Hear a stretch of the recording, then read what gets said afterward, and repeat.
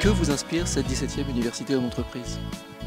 Ben, moi, ça va m'inspirer, j'espère, pour longtemps, jusqu'à la prochaine, parce que c'est un atout fantastique d'avoir des gens comme Christophe Delachaise qui réussissent à attirer ce panel totalement représentatif de l'époque et des valeurs.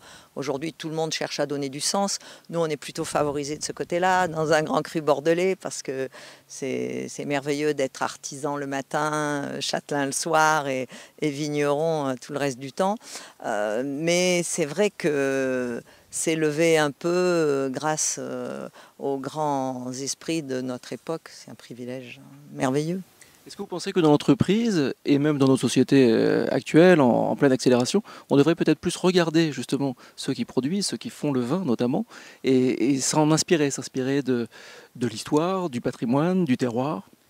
Alors vous dites d'autant plus juste qu'en France, je trouve que c'est épouvantable. Si on n'est pas ignoré, on est condamné, on est presque comme des dealers de drogue, alors que nous on estime que la meilleure antidote aux alcools forts, aux alcools blancs qui créent des problèmes sur les routes, que les jeunes boivent trop en boîte de nuit, la meilleure antidote c'est la civilisation d'un verre de grand vin dégusté dans les règles de l'art. C'est un luxe encore accessible et surtout c'est convivial, on ne fait pas ça tout seul et ça prend le dialogue dans un monde qui commence à en manquer sérieusement.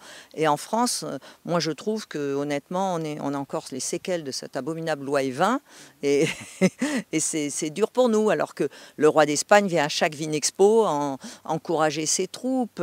L'Italie envahit le monde avec ses restaurants et ses cartes de vin italiens. Et nous, les Français, bon, alors vous me direz, on ne peut pas se plaindre, on a la Chine qui nous aime. Je parle pour ma catégorie de grands crus et le reste du monde aussi. Mais on aimerait être un peu mieux reconnu par les autorités de notre pays. Même si notre présidente aime les grands Bordeaux. Le président, lui, et puis on dirait que c'est tabou de défendre le vin, quoi. Alors que pour moi, c'est pas un alcool, ça peut être un aliment et c'est aussi un outil de civilisation qui sait donner du temps au temps et qui prend la mesure de la nature. Enfin, quand on dit nature, temps, c'est des mots lourds, c'est des valeurs importantes et on pourrait s'occuper, enfin, on pourrait mieux nous positionner sur l'échelle des préférences. Ça fait partie tellement du patrimoine et de l'histoire de notre pays que c'est vrai, enfin, je vous rejoins tout à fait. Ma toute dernière question, et je vous libère, comment faites-vous pour maintenir en état un si beau patrimoine, un si beau château? Parce que nous sommes dans un endroit superbe.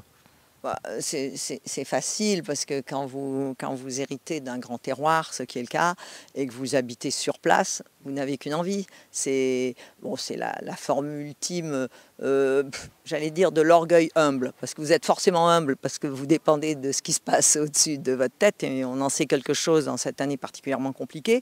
Et en même temps, vous êtes hyper orgueilleux parce que vous savez que vous allez laisser une trace, vos grandes bouteilles. Donc rien n'est assez beau pour magnifier, pour dire mon mari Daniel et moi-même, nous aurons été des propriétaires qui n'auront pas fait honte à leur grand terroir, à Smith-au-Lafitte.